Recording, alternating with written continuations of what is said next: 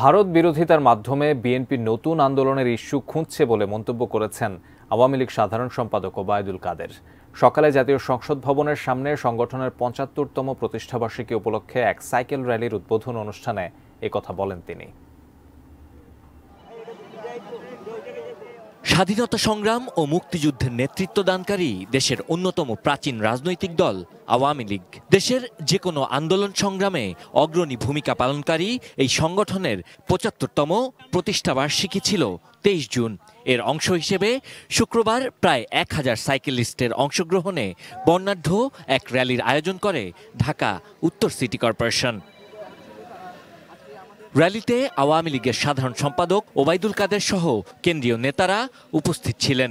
র্যালিটি সংসদ ভবন থেকে শুরু হয়ে আগারগা শ্যামলী শিশু মেলা হয়ে গণভবনের সামনে দিয়ে ধানমন্ডি ৩২ নম্বরে গিয়ে শেষ হয়।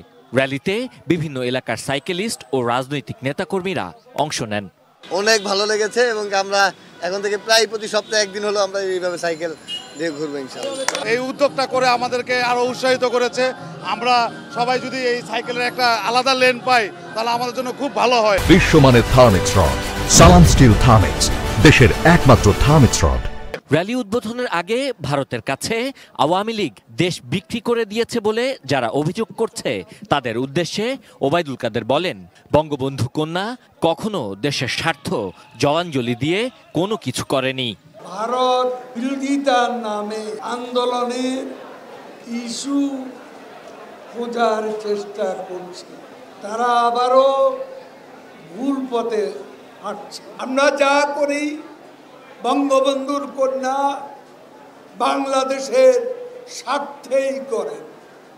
স্বার্থ বিকিয়ে দিয়ে কারোর সাথে বঙ্গবন্ধুর কন্যা কোনো বন্ধুত্ব বন্ধনে আবদ্ধ। সড়কে সাইকেলের পৃথক লেন বাস্তবায়নের আশ্বাস দেন মেয়র। খেলার মাঠ, সাইকেলের লেন এগুলা কোনো মতে আমরা দখল করতে দেব না। সারা দেশে বছরব্যাপী নানা আয়োজনের মাধ্যমে ৭৫তম প্রতিষ্ঠাবার্ষিকী উদযাপন করবে আওয়ামী লীগ।